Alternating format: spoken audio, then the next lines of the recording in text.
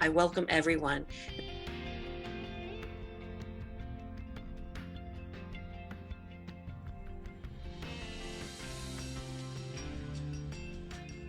And so this quote goes back to 2006.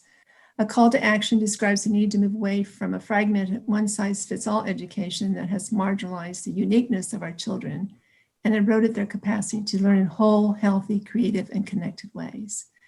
And instead to weave together the threads that connect not only math, science, the arts, and humanities, but also mind, heart, body, and spirit. As an arts integration specialist, it is my challenge to entrust the spirit of being an artist and of showing that and teaching the children to be artists. So your thoughts, I welcome your thoughts.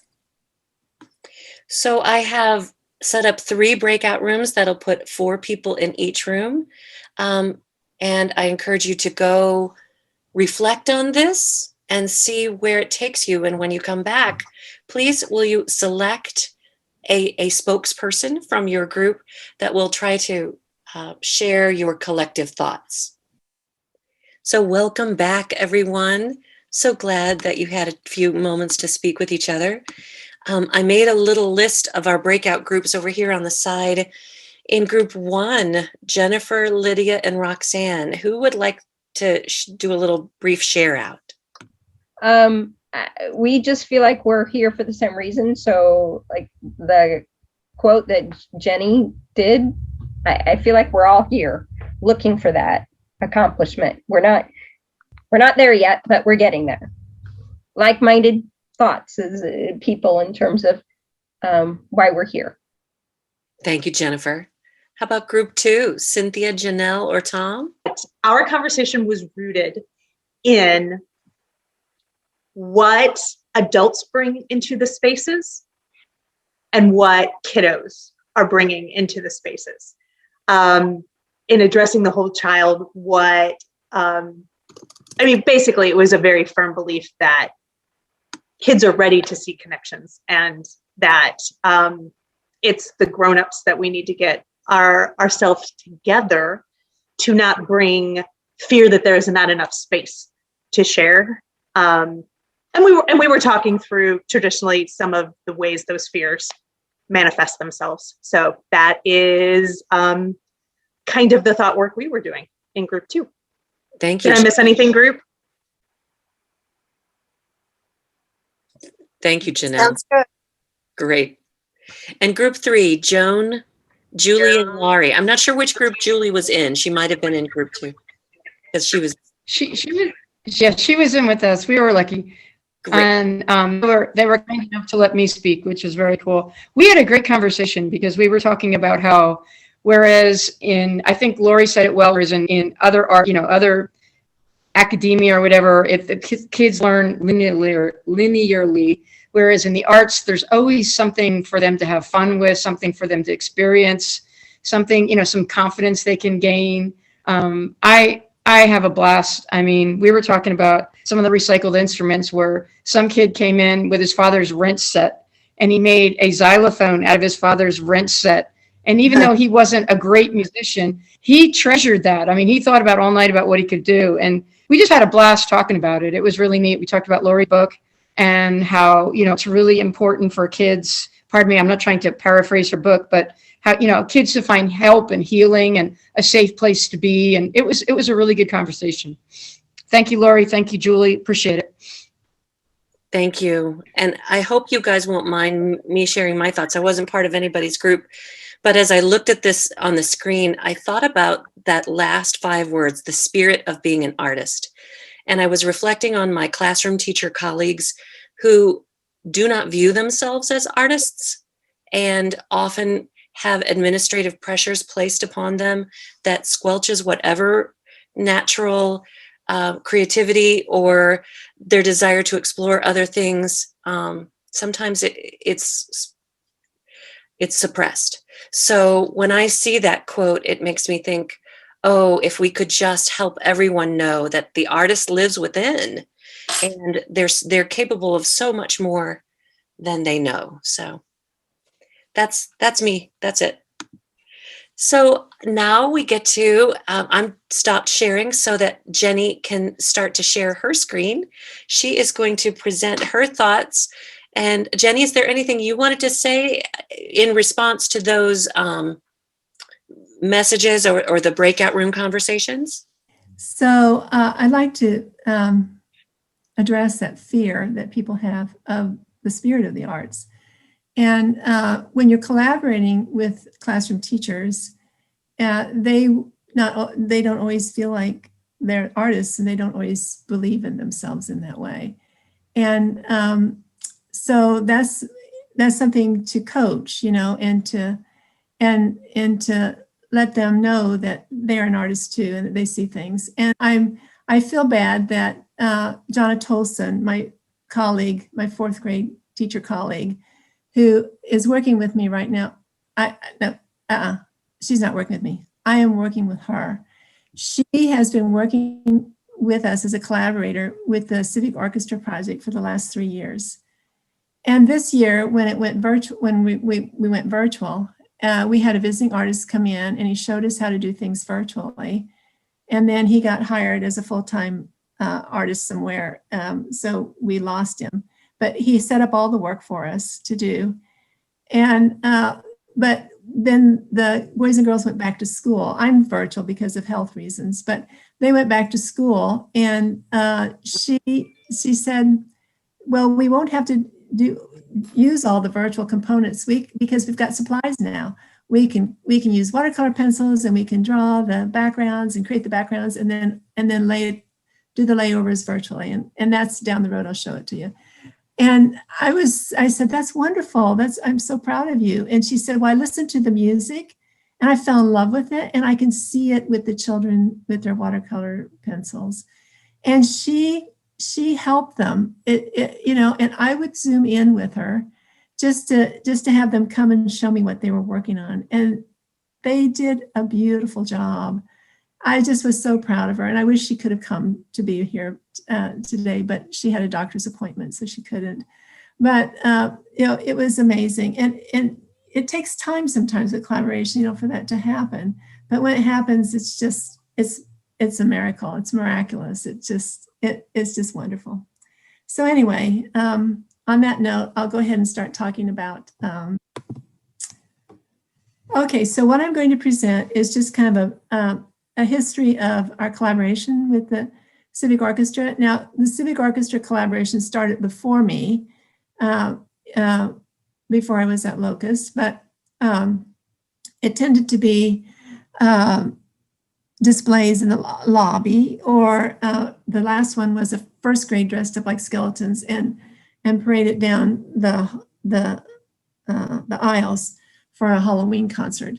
So when I was asked if I wanted to be the collaborator for the Civic Orchestra, of course I said yes. And so I'm going to share some of those collaborations with you. And I probably won't make it to the one that we're working on right now, but the one that we're working on right now will be virtual. And so as I mentioned, it's being handled virtually. And then the orchestra will play, and they're seeing the musicians will be up on the screen in squares, and they'll leave a middle square for the work for the children's work to be posted there and to be played while they play. So anyway, I'll just go back in time. I'm going to go back to October 25th, 2015, when the Civic Orchestra played Strauss's Death and Transfiguration. And this came about when Stefan Freund, the director, said, this kind of sounds kind of Halloween-ish. Do you guys want to do something with that? And at that time, as an art teacher with fourth grade, I was working on portraits, and I had drawn I shared with them a drawing of my oil pastel of my imaginary friend that I did as a portrait. And we talked about imaginary friends, and we read a book about imaginary friends, and we talked about them as alter egos and the role they played. And the counselor came and talked to us about alter egos and how that plays out in our lives with imaginary friends. And Then I was talking to the kiddos, and one of the boys raised his hand and he said, well, my alter ego died, or my imaginary friend died. And I said, how'd that happen? Did he get killed off, or how'd that happen? And he said, well, he climbed an electrical pole and got electrocuted. And I said, oh, I am so sorry. I am so sorry. And he said, well, it's okay. I really didn't need him anymore. And I started thinking about that. And then the boys and girls start talking about all their imaginary friends and what they use them for. And, a short girl used hers when she goes swimming. She uses a tall girl as her imaginary friend to help her swim. Her legs go longer when she swims in the water in the contest. And they just started talking about all these things. And then they also talked about how the imaginary friend helped them so that they didn't need them anymore. And so I thought that really went with the death and transfiguration, and that the transfiguration was that they changed and that they were able to move ahead. So I'm just going to show you some pictures. Whoops, back. I'm going to show you some pictures here, if this will go away. This is them walking their parade puppets, because after we did them 2D, then we moved into 3D. We had a visiting artist who's a puppeteer, and she helped us make them into parade puppets and parade them so we could parade them up and down the aisles as the orchestra played.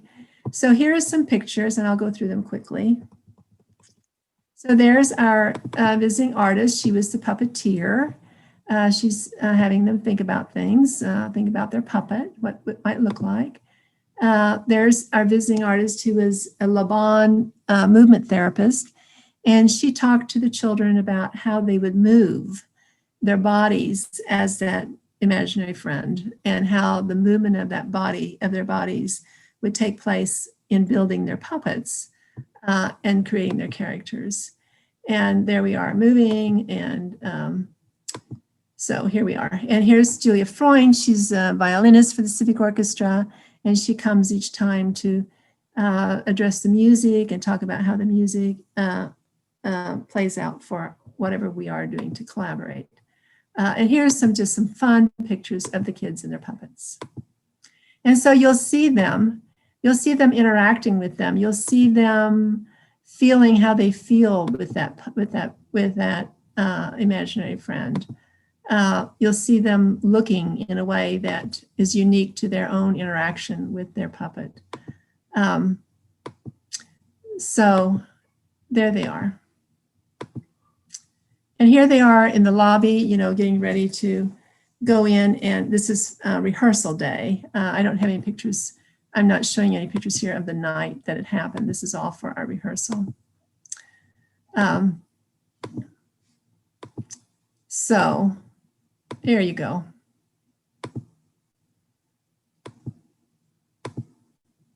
Lots of expression. Okay.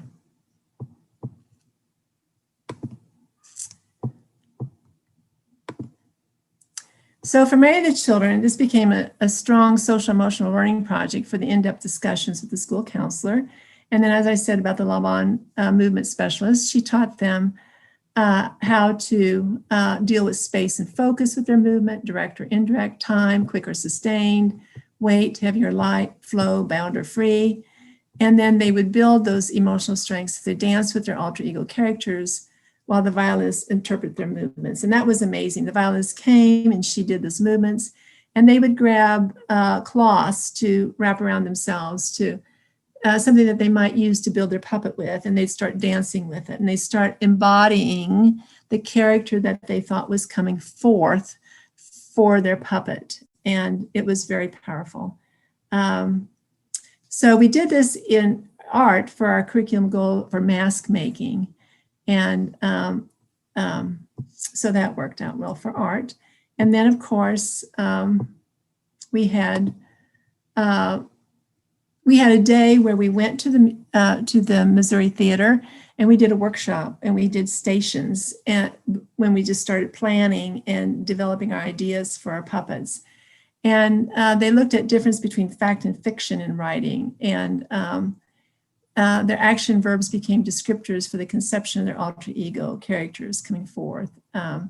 They embodied them as they listened to a visiting violinist from the orchestra playing their stories. So here's an excerpt from a writing. I signed up Albert, and the man said, there is a spot, but first we need a spot open, but first we need proof. I agreed, and he led me to the training room. Inside, there was a cranky old woman. As soon as she looked into my cat eyes, she put on a shy smile. She said, what is this critter's talent? So here we see a glimpse of an alter ego coming to shape. And it came to shape with this little quote that this writer wrote after listening to the music and moving around. And so then you will see here, this is the parade puppet that she ended up making after that. So from the Arts Edge by the John F. Kennedy Center, they have a quote. Arts integration classrooms feel like supportive neighborhoods. I love that, supportive neighborhoods. They strive to be warm, welcoming, and safe places so that students can risk and try new things. Teachers encourage choice and honor the individual's voice. In these classrooms, instruction focuses on what students can do. Well, we all know that in the roles that we play.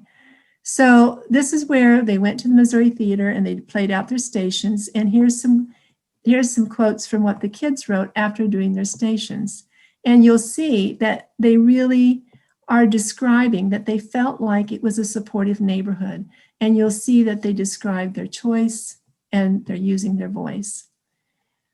Missouri Theater was very fun. My favorite part was walking on the stage. The 6-word story station, I loved hearing the violin at our first station. The parade puppet station, handling the puppets was fun. We got to walk with them. The poetry station, I liked hearing the music. It gave me lots of ideas. The movement station, we got to move around a lot and we got to take off our shoes during the school day. That was a highlight. I learned that you can move your body quick but heavy, or slow but light. You can also do quick but light, or slow but heavy. I learned that from Victoria. From Miss Kuntz, I learned how to write a 6-word story about my alter ego. From Miss Norris, I learned how to write a poem about a picture I drew from listening to the music. From Miss April, I learned that when you're playing with a puppet, it's okay if your puppet's clothes fall down, just keep going. I liked moving around, doing the light and strong and the best. It was fun to get the feeling of moving a puppet also. So we will know how to move a puppet when we do. I also liked when our whole group worked together by making poems with Post-it notes. I liked how we made the groups cooperate. And the last one, the puppet group, was my favorite. I also liked the writing groups because we got to share, and the movement because we got to be with other people. So to me, those are neighborhood descriptions.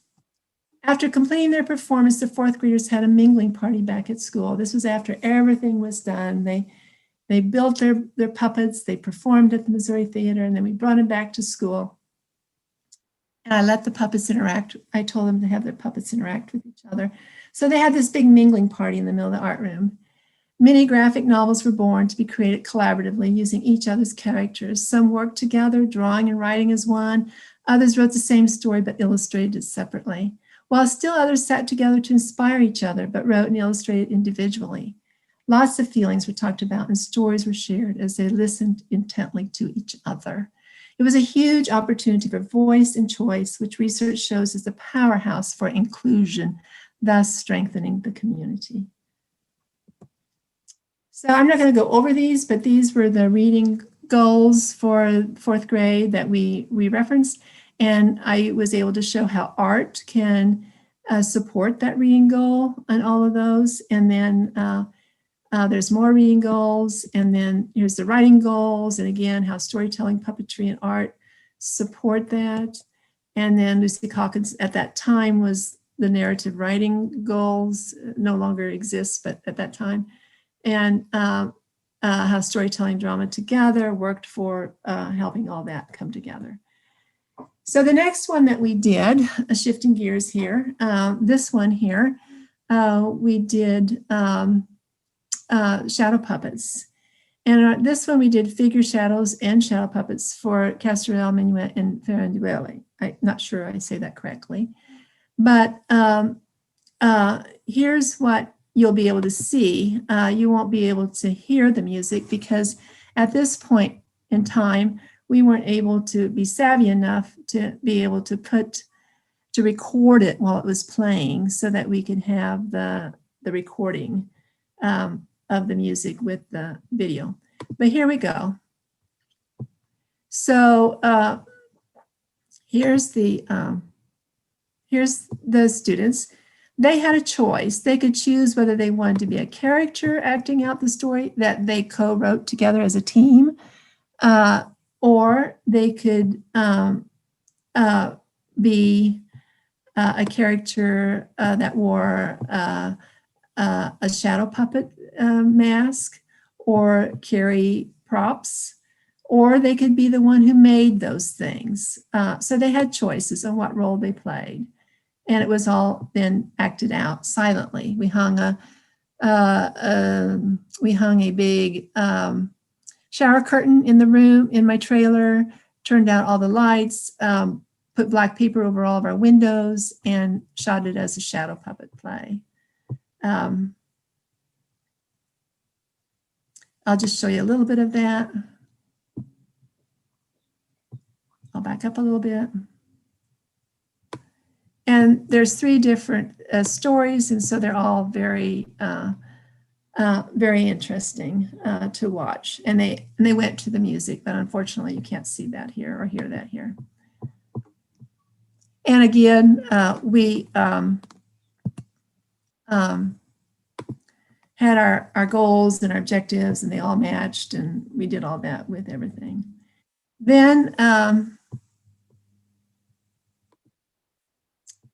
Then the next one that we worked together for was the eclipse time on October 21st, 2017. And the Civic Orchestra was doing Beethoven's Symphony No. 2. And we had decided that we would make eclipse murals, and they would be interpreted by dance. And then the dancers would be live, and they would be at the theater when it was when they were playing. But on this particular one, we had some difficulties with the collaboration of the movement. Things came up and it didn't fall, and it fell through.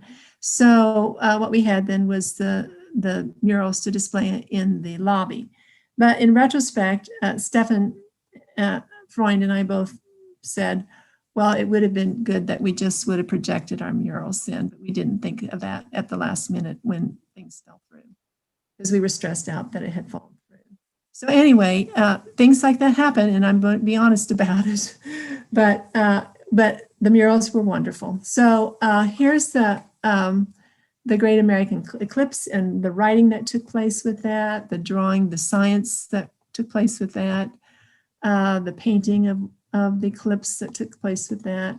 And then they read Where Did the Sun Go? Myths and Legends of Solar Eclipses Around the World, told with poetry and puppetry. And this then became their writing. The fourth grade teacher here is asking them, what do we notice in eclipse myths?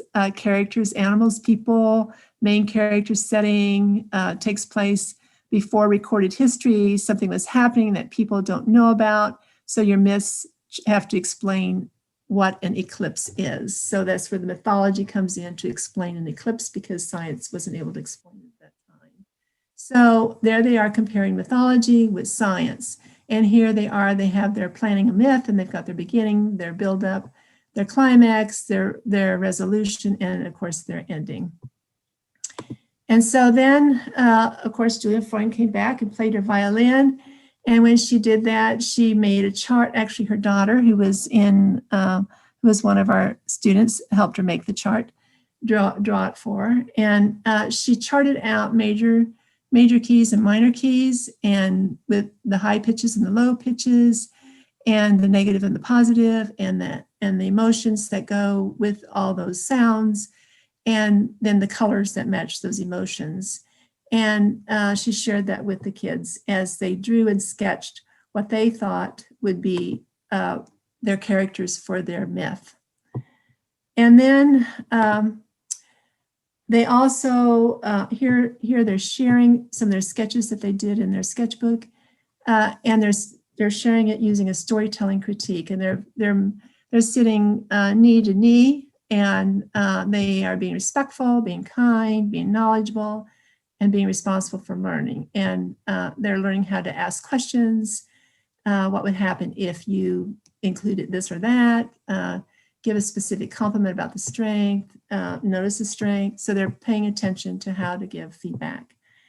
And then their next step was to draw out their story with a beginning, a middle, and an end. And then after they drew out their story with the beginning and the middle and the end, they were assigned to decide what part of their story, after being critiqued, did they think was the strongest part of their story. And so if they picked the beginning, what image did you draw to show that part of your story? Or if you picked the middle, what image did you show, or what the end, what did you show? And then what they did was in beginning, middle, and end papers, they brought their image to that paper and drew it on the beginning, the middle, and the end. So this became then the rough draft for the mural. It became thinking about how would you then now organize and bring unity to all these images for the beginning, the middle, and the end. And so lots of discussion took place. Then after they figured it out, which ones and how it would work and how it would look on the paper, then they drew whatever it was they drew on that, on the plan sheet, they drew it on the big mural paper. And then whatever they drew, they also painted. So it was very collective. So these then were on display at the Missouri Theater, and people then got to see their work. And they were displayed along with their own personal drawings and lots of photographs of them working. So you'll see that there were 3 classes, and each mural looks very different. And each mural had to have something that tells the story of the eclipse, the mythology of the eclipse. So that was that one. Now in the spring then, we did the Mississippi River Suite. And the reason why we chose to do that, the Mississippi River Suite was appropriate for 4th grade because they were studying rivers and they were studying land formations. And so it was just right up their alley. And so we had a visiting artist, animator who came to help us with some apps that she had that we didn't have at school to make it really fancy. So here's what I can share you some of this.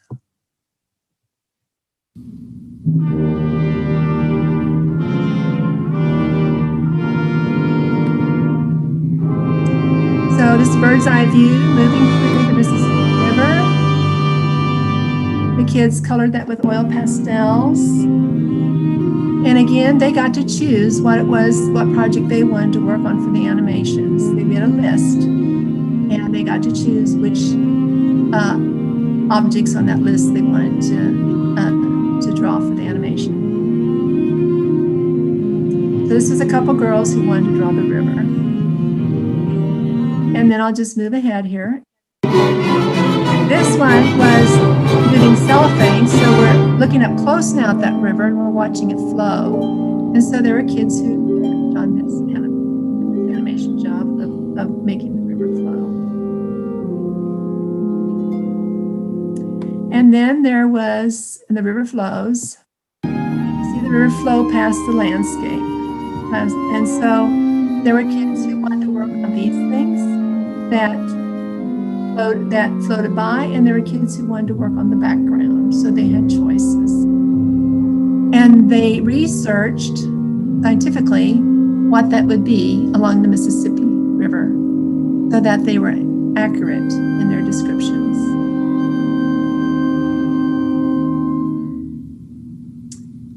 And so this one here, I'm going to fast forward a little bit so you can see something kind of fun.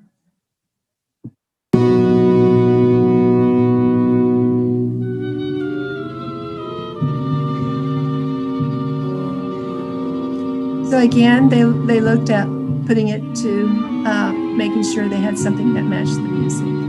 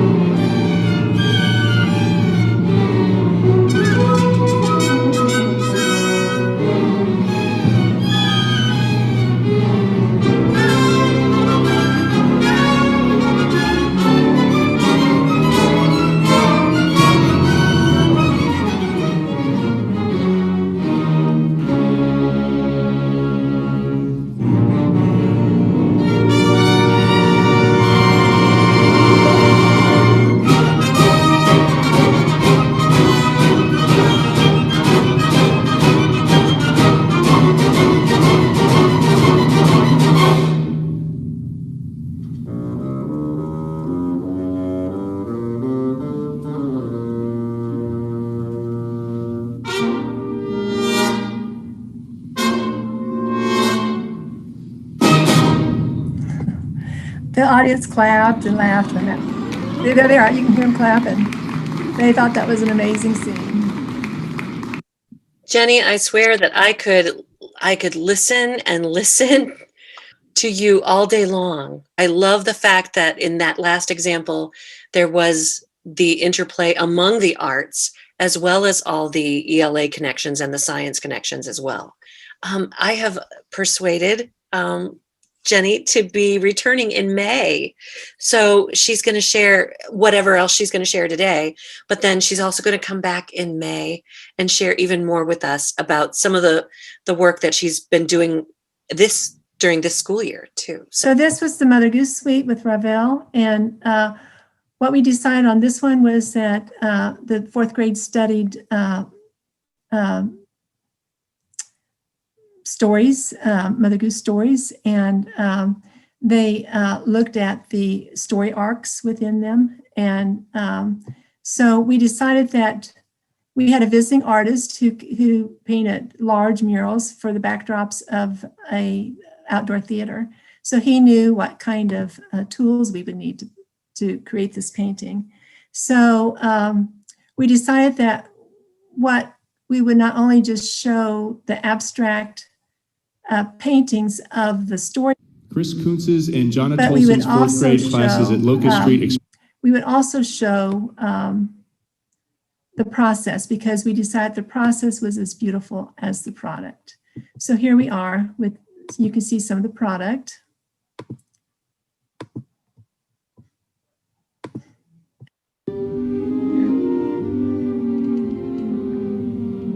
It spans the colors.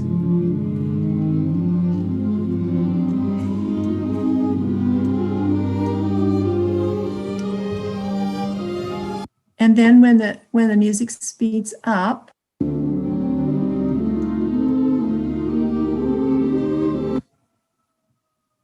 we get to see the kids paint.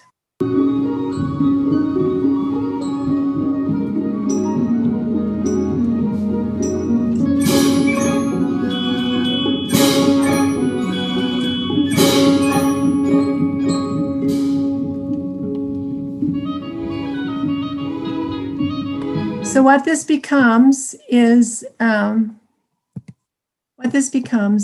the honoring of process is as beautiful as the product. So that is oh, we had one more. This one was the In and Out of Time, which was Star Wars. And I can show you this one real quickly too. In and Out of Time, we matched it with fourth grade curriculum for In and Out of Time with erosion across time and what that looks like across time with erosion. There had been, an artist had donated this time travel kind of looking machine to Locust. And I thought, that's what we need for this one. And so here we go. And this is really, I'll be real quick on this one. So we didn't do Star Wars, we did erosion, In and Out of Time.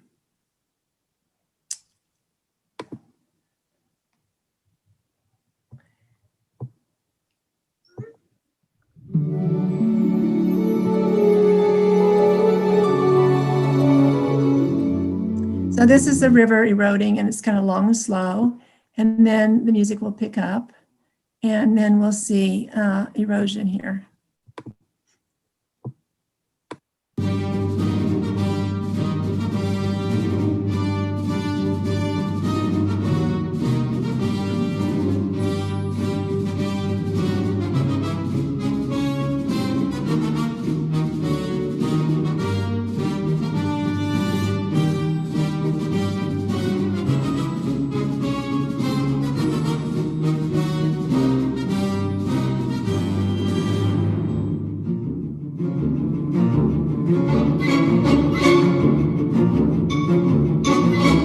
So on that one goes. The next time in May, I'll talk about the Carnival of the Animals. We're going to collaborate for the April virtual concert, and we're in the midst of that right now, working on that. So. I think that'll be amazing to allow us to see a little bit of what has gone on in the past, and then what you're doing right now, Gennie. Thank you so much for sharing with us today. You're welcome. Thanks for inviting me. And talk about inspiring. Are there any specific questions that you would like to ask Gennie today? Well, it's not really a question. It's just seeing all of your work together like this. I'm trying to figure out, how does she make this work? And it dawned on me that, well, Gennie has this unique ability to think and see like a child, but she's an adult, so she's kind of like hovering over this and orchestrating these children and allowing them to understand that there is an adult who sees the world like they see it and encourages that. And it just creates this ideal learning situation that... oh, Tom, thank you. That's the biggest compliment you could pay me. Well, you deserve it. You deserve it.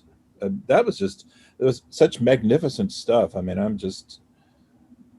left off at the eclipse. That was my last stuff with you.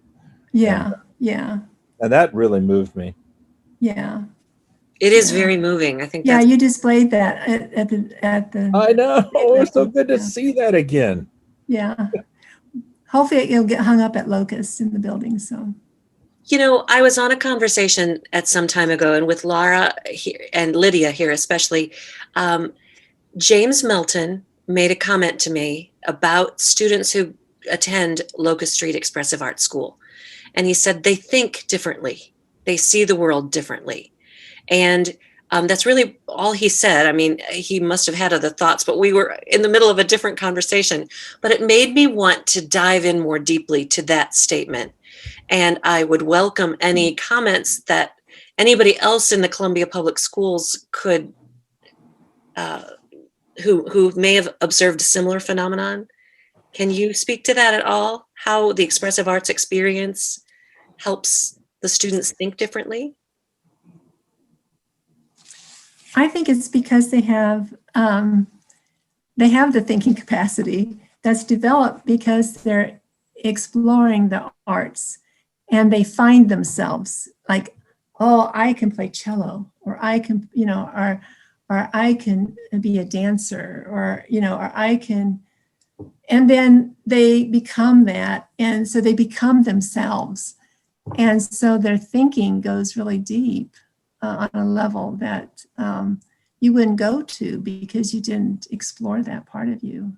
And yeah, I agree. The children there, I mean, I had a boy that I was working one-on-one with, and he struggled. I mean, he was a second grader. No, he was a third grader. He was a struggler. He was a special ed kid. And he always sat by himself in the classroom and, worked on his device and tried to get stuff done, but didn't really know how to do anything. And he came to me and I worked with him one-on-one, and I just said, you can do any kind of art you want to do when you're here with me. Just do whatever you want to do. If whatever it is you want to do, you choose. And I had a sand tray, and he loved working in my sand tray. And so he worked in the sand tray, and then I said, well, okay, now that you've created a story in the sand tray, you need to put it on your paper, And so you can start by drawing something, or you can start by writing something. You can do whatever you want. He said, well, I'll draw. I said, okay. And so then he drew a picture, and then I said, okay, so I'm going to challenge you one more time. What did you draw? He told me, and I said, oh, can you write that word? And he said, oh, well, yeah. And he started kind of sounding it out and spelling it. And then he wrote it. And I said, okay, that's a word. Okay, now use that as your subject, your main subject in the sentence. Now make a sentence with that. What did that, I'll make up a word. What did that dog do? The dog ran. Okay, so then ran. So he ended up writing a simple 3 or 4 word sentence and reading it to me. And I said, now you're going to read that to your teacher when you go back to your classroom. He said, yes. And he practiced reading it. And then I walked him outside down the hallway to his class. I walked him out of my office down, the hall to his classroom. And he goes, Dr. Jenny, I knew this day would come. And I was just like, you couldn't say it any better, that this boy realized that he had written a sentence and he had made it up himself. And he was waiting on that day to come. And it came. And, working in the sand tray gave him the confidence that it would come someday. And I mean, that's what happens when, children are given choices, to figure out what's inside of them that needs to come out, and yeah, I will miss my job. I will miss the kids. I will miss all those things, but it's time for me to go. But yeah, it's lovely. Lovely, lovely, lovely. Well, Gennie, thank you so much. Are there any final questions before we bring today to a close, and anxiously look forward to your return in May? Thank you. Is there anything we want to ask before we close today? I see in the chat just lots of thank yous and connections to the embodied learning and that remembered in the self. So that's great. Oh, thank you guys. Thank you so much. It makes me feel good to get, I'm really glad that I'm retiring with sharing this, because I didn't want to retire and not share. And so I was so thankful that you asked me, Phyllis, to share, because it forced me to put it all together. And I would have regretted retiring and not putting it together as a body of work, because it's the kids who have done it, and they have done an amazing job. Well, thank you, Gennie, for sharing part 1, what we'll just call part 1, and look forward to part 2. And I think that we're going to have so many that are so excited, because I had 3 or 4 different emails that said, I have a faculty meeting, I can't come or whatever, and I will record it. And so now they will get to see the recorded part if I can ever get it edited. Okay. And then they'll also get to see a part 2. So I want to say thank you to everybody for joining us today. Yeah, thanks. And I look forward. I hope you will join us in April on the 27th for our next presenters. We're going to be revisiting the group that came in February, the Globally Strong Cultural Fair team of Elizabeth Barker and Stephanie Hasty. So please join us in April, and then again in May when Gennie comes back and shares part 2 with us. Thanks for coming today, everyone. I hope you have a great rest of your month of March, and we'll see you again in April. Thanks, Phyllis. So much, Thanks, everyone. Gennie. So much. Oh, thank you. Y'all come back. Bye-bye.